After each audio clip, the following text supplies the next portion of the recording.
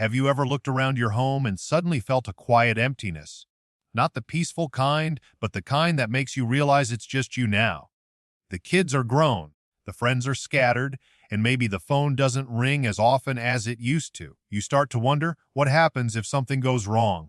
What if you fall? What if you get sick and no one knows? What if one day you just need help and there's no one there? That's a scary thought. But you're not alone in feeling that way. More and more older adults are living by themselves today, and while independence is something to be proud of, it can also come with its own set of challenges. We don't talk about this enough. Living alone as we age isn't just about managing the groceries and keeping the lights on. It's about safety, it's about comfort, and it's about peace of mind, knowing that even if you're on your own, you're not at risk. That's why today's video is so important. We're going to have a heart-to-heart about what really happens when an elderly person has no one to care for them. And most importantly, we'll walk through 5 smart, simple ways to stay safe and secure while living alone. No complicated tech, no impossible routines, just real steps you can take starting today to protect your well-being and feel more confident at home. So let's get into it. Picture this, it's a chilly morning and you're reaching for your favorite sweater from the top shelf. Maybe you stretch a little too far. Maybe your balance isn't quite what it used to be, and in an instant you slip. It happens just like that. And now you're on the floor. Maybe you hit your hip. Maybe you're too sore to get back up. Maybe the phone is on the other side of the room. That's the moment so many seniors fear, and with good reason. Without someone nearby, a simple fall can quickly become dangerous. Hours can pass, then maybe a day, and the longer you're stuck, the greater the risk. Dehydration, pressure sores, even confusion or hypothermia, no one even knows yet. Now, I don't say this to frighten you, but to remind you how crucial it is to take proactive steps before that moment ever happens. The first and most important way to stay safe is to create a daily check-in system. And no, this doesn't mean calling someone every hour or giving up your privacy. It can be as simple as a quick, "Good morning" text to a neighbor or friend each day. Some people even use a timer-based lamp. If it's not turned off by a certain hour, it signals that something may be wrong. You can also use free services or community programs that do phone check-ins with seniors. Many churches and senior centers offer these. The key is consistency. It's not about being watched, it's about being connected. Having someone notice if they haven't heard from you by lunchtime could mean all the difference in an emergency. And if you're someone who feels shy about reaching out, just remember, people often want to help. You're not being a burden. You're giving someone the gift of purpose by letting them be part of your safety net. Next, let's talk about your living space, because your home should protect you, not trip you. A lot of accidents happen in places we never expect. That small step between the kitchen and the hallway, that loose rug in the living room, the old bathtub with nothing to hold on to. These are small details, but they can cause big trouble. So the second thing you can do is fall-proof your home. Take a fresh look at each room, especially the bathroom and kitchen. Grab bars by the toilet and in the shower are a must. Non-slip mats are cheap but powerful. And don't forget lighting. Your eyesight isn't the same as it was 20 years ago, so make sure hallways and corners are well lit, especially at night.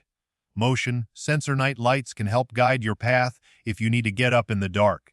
And when's the last time you looked at the layout of your furniture? If you have to weave around chairs or reach awkwardly for things every day, it's time for a little rearranging. Your home should work for you now, not the other way around. Remember, independence isn't about doing everything alone.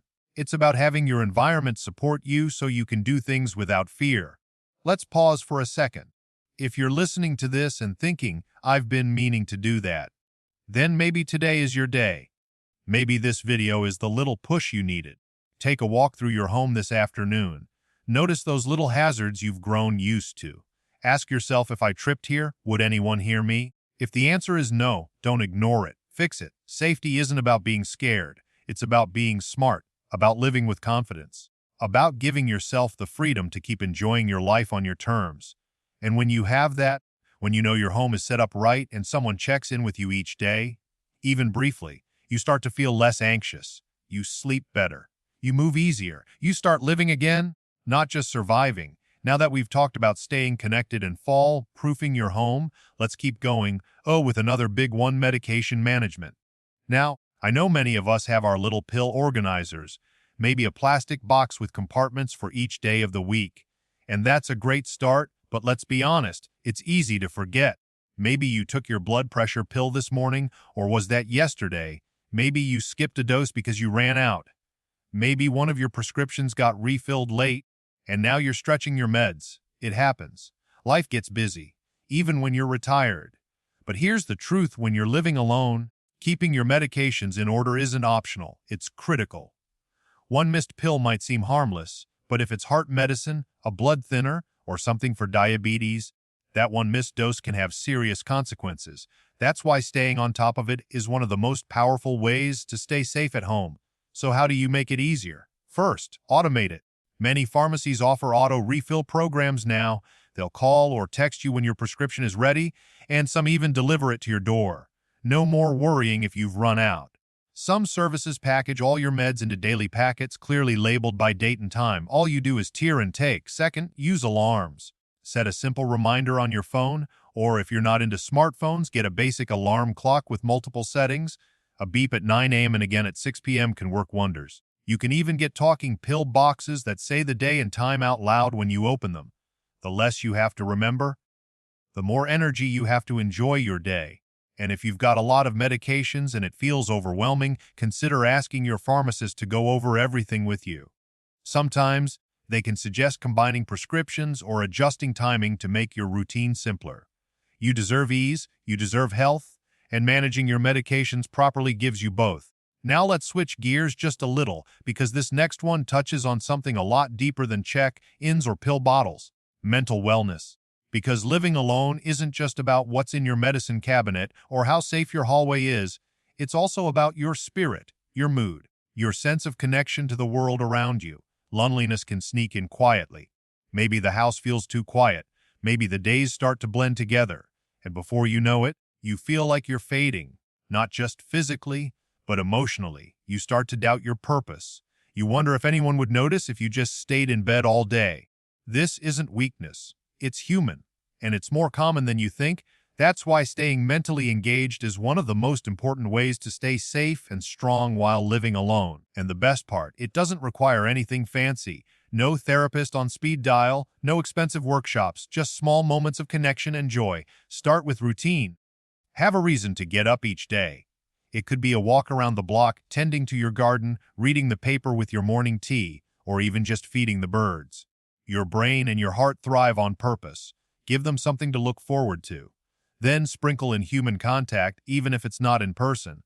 A weekly phone call with a friend, a Zoom chat with your grandkids, a wave to your neighbor, a chat with the mailman. These tiny moments matter.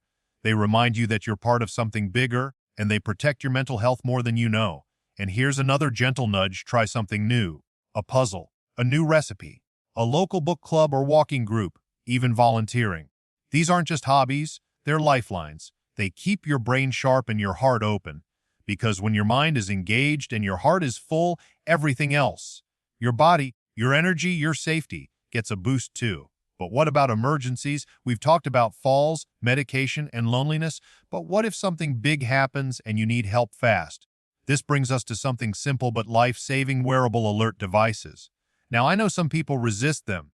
Maybe you picture a clunky gadget around your neck that screams old person.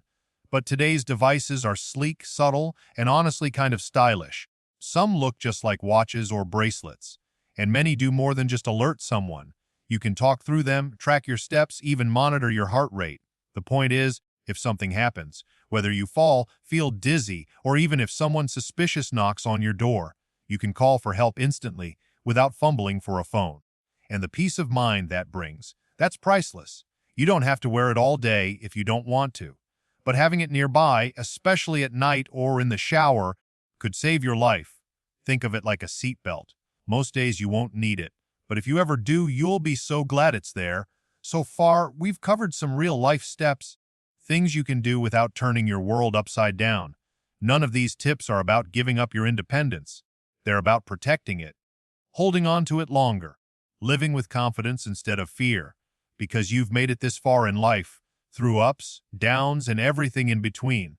You've earned the right to feel safe in your own home, to move through your day without worry, and to sleep peacefully at night knowing you've set yourself up well. And no matter where you are in life, it's never too late to make changes. Whether you're 60, 70, 80, or beyond, your safety, your dignity, and your joy still matter. Let's keep going with one final piece of the puzzle, one that ties everything together in the most human way possible, having a plan for the unexpected. Now, I know we all hope the worst never happens. But hope, as beautiful as it is, isn't a plan. If you're living on your own, it's vital to prepare for the what-ifs so they never catch you off guard. I'm talking about those moments we'd rather not think about, like a sudden illness, a power outage, or a time when you just feel too weak to get out of bed. And yet, planning for those possibilities is one of the most loving things you can do for yourself and for the people who care about you. Start small. Keep a list of emergency contacts on the fridge or by the phone, not just 90 London, but your doctor, your nearest hospital, a neighbor, a relative, even your pharmacy. Make sure the names and numbers are written clearly in large print so there's no fumbling when you need them. Then think about access. If you're ever unable to answer the door, does someone nearby have a key? Can a trusted neighbor or family member get inside quickly if needed? You might consider a secure lockbox or smart lock system with limited access codes, so someone can check in on you if you can't respond. Don't forget about your medical information. Write down your medications, allergies, health conditions, and insurance info. Keep a copy in your purse or wallet. If you're ever taken to the hospital, that little list can speak for you when you can't. And finally, take a moment to walk through a few what-if scenarios. What if the power went out for 2 days? Do you have bottled water, canned food, flashlights, extra batteries? What if your phone died? Do you have a backup charger or a way to contact someone? You don't need a bunker, just a plan, just a little preparation so your future self feels safe, supported, and one step ahead. Because the truth is, when you live alone, you become your own safety net. And that doesn't mean you're isolated or abandoned. It means you've taken your power back, you're in control. And if all this feels a little overwhelming right now, breathe. You don't have to do everything today. Start with one small step. Maybe it's calling the pharmacy to ask about auto refills. Maybe it's texting a neighbor and saying, "Hey, would you be okay if I checked in with you once a day?" Maybe it's ordering a grab bar for the shower. One small step can change your whole future. One choice to protect yourself today can bring peace of mind for many tomorrows. You see, independence after 60 isn't about doing it all. It's about knowing what matters most and making sure those pieces are solid: your health, your safety, your joy, your peace. And here's something I want you to truly hear. You are not forgotten. If you're watching this video right now, nodding along quietly, maybe even with a lump in your throat, just know you're seen, you matter. There are still people out there who care deeply about your well-being, even if they don't live next door or call every day. And the best way to honor your life, your journey, and your wisdom is by protecting yourself with grace and courage. Because no matter how many birthdays you've celebrated, you still have chapters left to write. Beautiful, vibrant, meaningful chapters. And yes, you can write them alone, but you don't have to feel lonely. There's strength in being independent. There's strength in asking for help. There's strength in saying, "I may live by myself, but I've got a system in place. I've got people who check in. I've got tools and routines that keep me well. I've got peace." Now, let's just take a moment and go back to where we began. Remember that quiet house? The stillness, the wondering, what if something happens? Well, now, you've answered that question. You've taken the fear out of the silence. You've replaced it with preparation, with empowerment, with simple but powerful actions that protect your health, your heart, and your home. You've created check-ins. You've fall-proofed your space. You've managed your medications with intention. You've nurtured your mental wellness. You've made a plan for emergencies. And most importantly, you've reminded yourself that you still matter. So let me leave you with this: you are not just getting older. You are becoming wiser, stronger, and more resilient every day. And this world still needs your stories, your laughter, your quiet strength. Living alone doesn't have to mean living at risk. It can mean freedom, clarity, peace, and joy. So, tell me in the comments, what's one small change you're going to make today to stay safer at home? Is it a phone call, a flashlight, a note on the fridge? I'd love to hear from you. And you never know, your comment might inspire someone else to take action too. If this video helped you feel seen or supported, go ahead and give it a like. And if you want more helpful, heartwarming, and practical videos just like this, hit that subscribe button. We're building a little community here, and there's always room for you. Take care of yourself, protect your peace, and remember you are never truly alone, not as long as you're taking steps to live boldly, wisely, and safely, one day at a time. Here's to living your best life at any age.